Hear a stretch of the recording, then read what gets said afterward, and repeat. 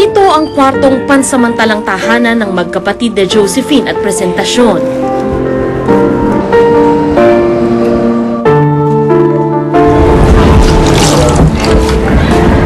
Mistulan itong klinik. Ang tumatayong nurse, si Aling Presentasyon.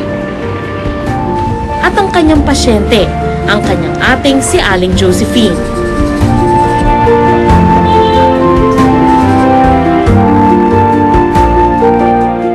Apat na buwan nang paulit-ulit ang eksenang ito dahil ang sugat sa dibdib ni Aling Josephine hindi gumagaling.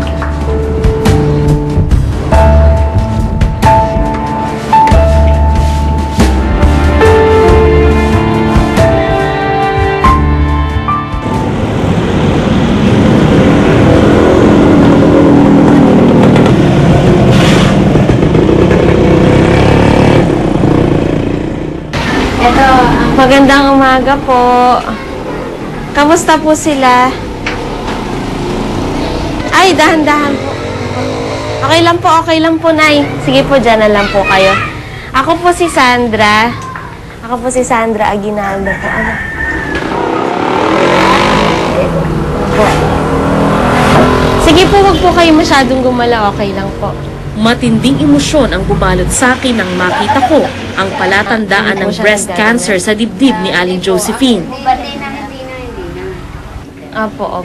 Sabi ko sa sarili ko, hindi makatarong ang sapitin ito ng sino mang babae. Ako nga sa sarili ko, ako na nababahuan, ano pa ibang tao. Mamang tsura po niya ng promero daw.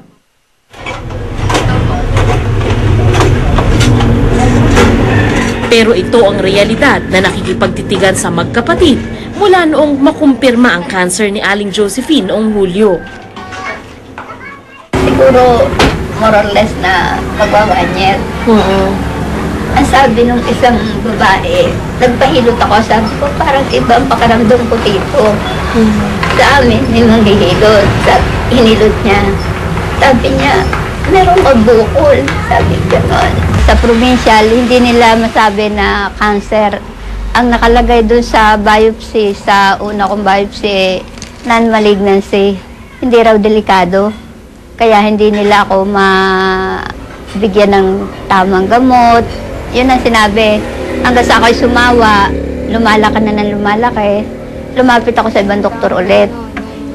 Sa paglapit ko sa ibang doktor, nakita yung talagang iba na ang klase na nasa 4th stage na raw ako ng cancer.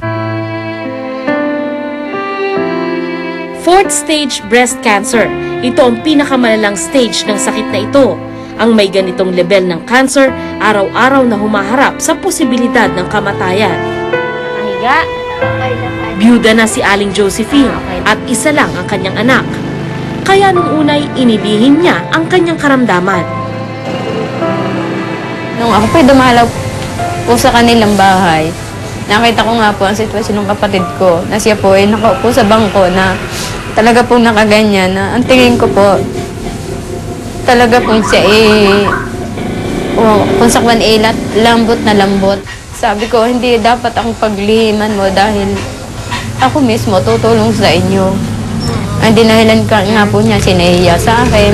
Tumitigil ako sa aking paghahanap buhay. Kahit po ako meron ding anak na dapat isuportahan.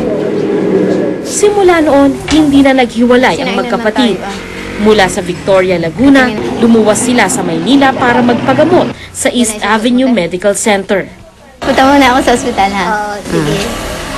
Saan po kayo pupunta ngayon? Ma'am, punta na po ako sa ospital. Kukuha po ako ng number para po maana po siya. Bakit po? Ba't pa kailangan? Kasi po ma'am, pagka po maraming pila, medyo ang haba-haba po. Abutin po ako ng 1 to 100. Magpapa-check up si Aling Josephine sa araw na ito. Pero si Aling Presentasyon ang maagang umalis para mauna sa pila.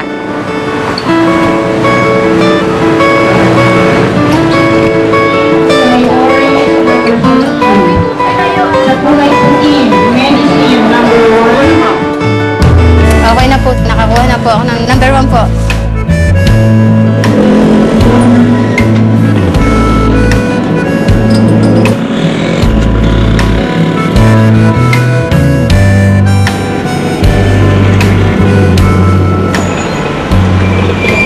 Tsaka niya binalikan ang may sakit na kapatid at sa tulong ng ilang kapitbahay, nadala sa ospital si Aling Josephine.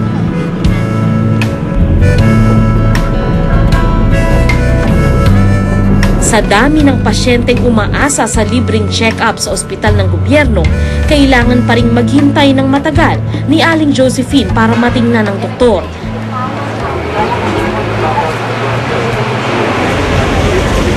Kahit pala nasa Maynila siya, hindi pa rin abot kamay ang lunas sa kanyang karamdaman. Morning! Si Sandra. Ano, Mavi? Nasa mas mabuting kalagayan si Mavic, 43 taong gulang, nang makilala ko. Binasag niya ang lahat ng inakala kong imahe ng taong may cancer. Wow, ano yan? Yan, tignan niyo yung mga pictures ko para maniwala kayo na No, ano ba talaga? Kikay ka talaga? kikay po. Sa abroad nga eh. Pag yung mga foreigner nakikita ko, ayan, kasi may gatherings, kaya naka-formal, ang tanong lagi sa akin ng mga Italians, saka ng mga British, are you an actress? Wow! Oh, ang sagot ko, yes, I'm an actress. I'm a bold actress. Di ba? Dating personal secretary at mayordoma sa isang mayamang pamilya sa London, ngayon call center agent. Noong unay hindi ako makapaniwalang nasa stage 4 na rin ang kanyang breast cancer. Pero siya na mismo ang kumumbinsi sa akin. Ito, gusto makita. Ito. Ayan. Yan. I-form, lalagay sa loob ng bra, yan yung mismo. Ayan yung bird seeds. Siya mismo yun. Baga, kasi tingnan mo naman, tahe, di ba? Talagang wala siya. So, yung bird seeds, kapag kasama na yung ano ko yan, ng bra ko yan, daily routine ko na yan, kailangan wag mawawala yan sa akin. Dahil nga hindi makukumpleto, hindi ako makakaalis ng iisa lang. Sabi mo may gown ka na. Ay, yung gown. Oo, meron kaming parang naging Christmas party sa isang sikat na department store. Yung may-ari, si Mrs. Nena Tantoko, sabi niya ganyan sa akin, "Oh, Mavic, don't worry. Sasagutin na namin ang gown mo." Para saan? Pag kinuha na kami ni Lord, kaya nagsuggest pa ako, sabi ko gusto ko backless. Gusto ko backless. Backless. Hindi naman nakita yon. Backless. Kasi isa yan sa mga asset ko, yung likod. Kaya ang gusto ko yung casket ko, salamin. Na, yung tipo bang nakadapa ako. Tapos, yun nga, marami nagtatanong, di, nakita naman yung mukha mo. Hindi, nakadapa ako. Kung nandun yung tao, doon ako nakaharap sa maraming tao. Para kita yung likod ko, kita yung mukha ko. Oo. Huling ihirit ko na yun eh. Diba? Kaya nga naman maganda naman ako. Ayoko naman yung mukha kami kaawa-awa. Diba? Wala ako. Sa unang pagkakataon, naranasan kong tumawa kahit kinukurot ang puso ko.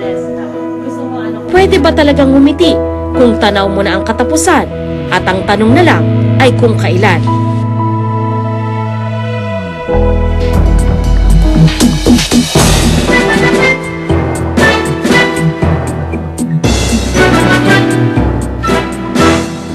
Siya si Aling Josephine Velasco. Kapatid, ano sasabihin?